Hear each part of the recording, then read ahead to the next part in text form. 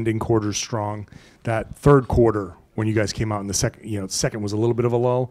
How big was it in the third quarter, especially considering that last year's team didn't have that? How big was that for you guys tonight?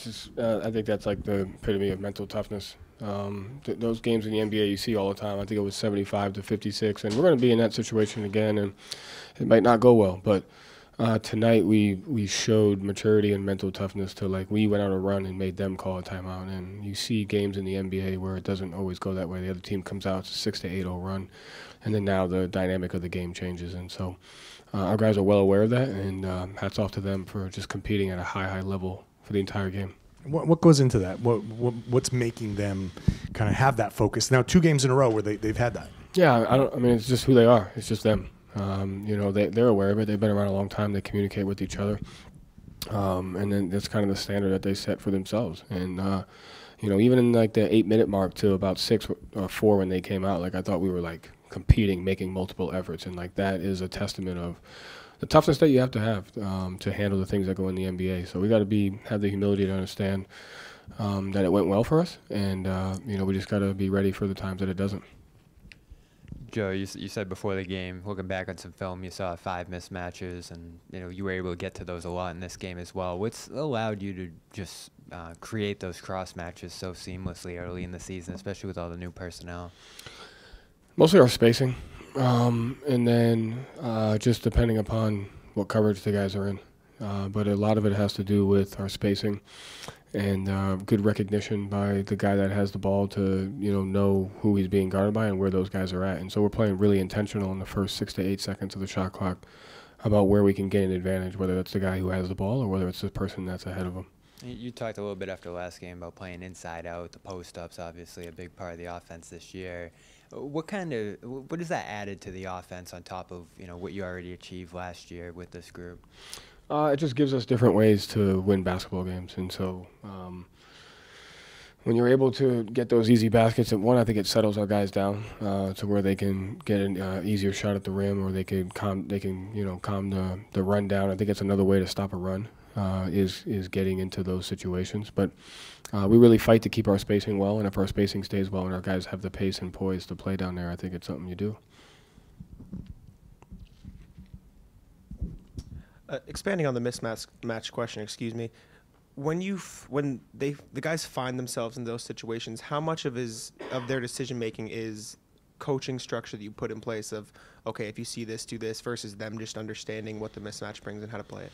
It's mostly them having an understanding of and them working together. Those guys spend a lot of time communicating with each other, whether it's during practice or during film. So it's a lot of them just learning about each other, where they want the ball, who the strength spots are, who's guarding them, and then managing the game. And so a lot of it has to do with the work that those guys put in. Before the game, you mentioned a clip you showed where every player had an advantageous matchup. How have you seen the growth of them sort of building that chemistry and recognizing that while they might have an advantageous matchup, sacrificing a good shot, that they can find a very great shot for somebody else? I think it's just more about managing each other and having the conversation. Tonight, what was it, like, Kristaps killed it the first 2 games, and tonight he took 7 shots, but like he has the humility to still play on defense, to still screen, to still pass. And so I think it's that, where it's like, hey, tonight might not be my spectacular night, but we still got to play the right way. And then the other teammates having an understanding of, like, hey, let's get KP involved, let's get Drew or Derek involved, let's get those guys. And so I think it's just them, the chemistry that they build amongst each other, and the communication and the trust that they build, and that's what they work at.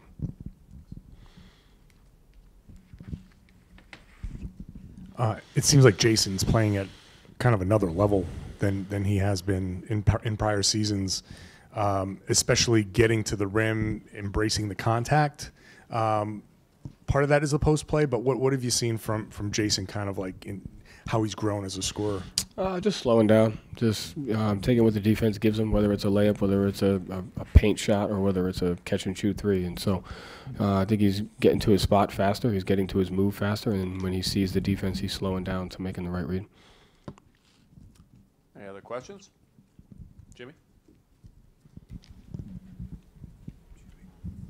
You were able to get the starters some time to rest. How is that a plan going forward to the season, that to not put such a load on them as you go on, if you can? The plan's to do what we got to do to win the game, Yeah. and then that's it. Yeah. It's the most important thing. Are you able to relax it at all at the end of the games like that? I don't know. I mean, but it's because there's 5 guys that are in the game that have worked their ass off to get to that spot, and if I don't, like, the best thing I feel like I could do for them is coach them because that's what they want and they're looking for that. And so I try to coach it as if it was the first quarter out of respect for the guys that are on the floor because of the work that they put in.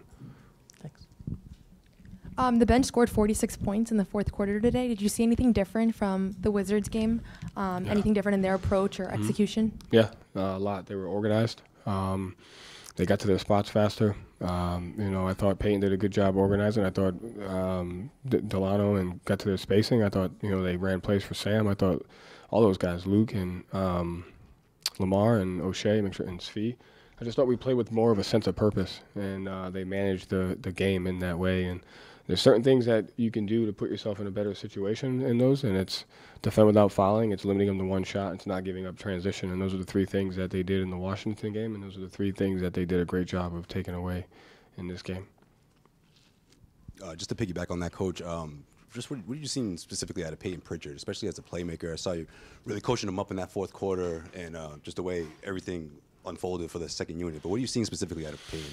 Just as he's coming down the floor, he's having a great balance of do I have something for myself or how do I manage and what set can I call based on where guys are at on the floor. And so he's really grown in that area of like managing the offense and getting to the right set quickly. And then his situational basketball has really, really gotten better over the last year and a half. And so he's hitting the 2-for-1s. He's getting the ball where it needs to get to at the right time. And so just his awareness, and I think the way he manages the game is really fun to watch. Thank you, Joe. Thank you.